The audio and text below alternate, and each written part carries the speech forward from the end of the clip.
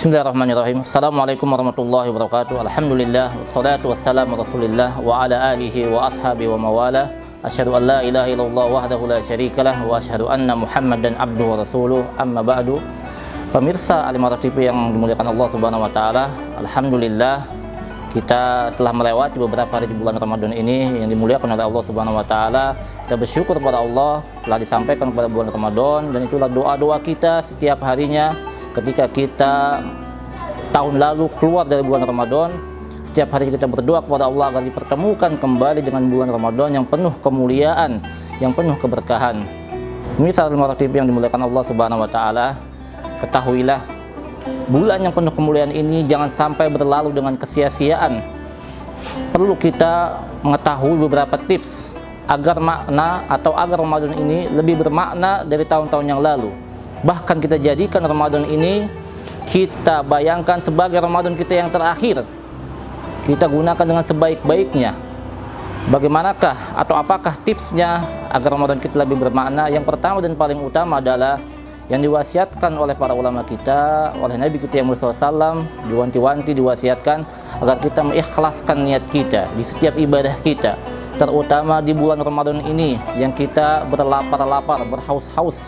Kita niatkan dengan ikhlas agar puasa kita ini hanya untuk Allah Subhanahu wa taala, bukan untuk dalam rangka mencari kesehatan sebagaimana dikatakan oleh sebagian orang.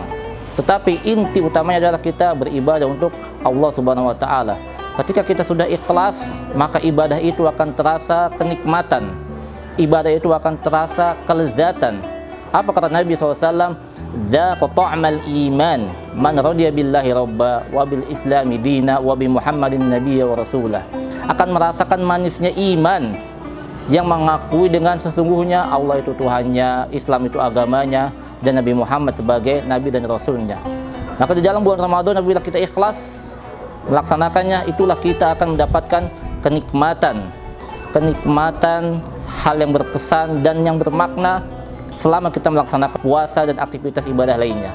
Yang kedua, setelah kita mengikhlaskan niat, marilah kita, umumnya kaum muslimin, mengkaji kembali sejarah saum, sejarah puasanya Rasul dan para sahabat, agar kita bisa meneladani mereka, bagaimana mereka berpuasa, bagaimana mereka berqiyamul lail, bagaimana mereka berbuka, bagaimana mereka bersahur, bagaimana mereka berinteraksi di bulan Ramadan dengan sesama saudaranya, sesama muslim.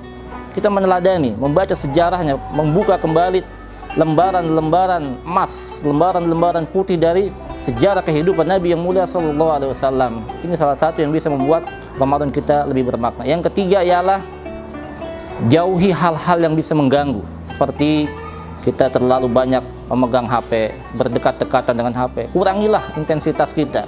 Gantilah dengan Al-Quran, sebagaimana perkataan para ulama salaf yang menukil tentang kebiasaan para ulama terdahulu. Ketika ditanyakan, apakah kalian ingin tahu bagaimana ulama terdahulu di bulan Ramadan interaksi mereka dengan Al-Quran? Maka lihatlah kaum muslimin hari ini dengan HP-nya.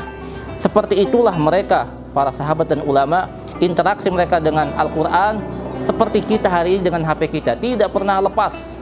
Maka itulah Allah muliakan mereka, Allah tinggikan mereka, Allah jadikan mereka orang-orang yang mulia dan menjadikan mereka disebut-sebut namanya, padahal mereka telah wafat ratusan tahun yang lalu, beberapa abad yang lalu. Semoga 3 tips ini bisa bermanfaat, mengikhlaskan niat, kemudian membuka perjalanan para sahabat selama puasa di bulan Ramadan, dan yang ketiga menjauhi dari HP ataupun medsos yang bisa mengurangi kekhusyuan dari ibadah kita.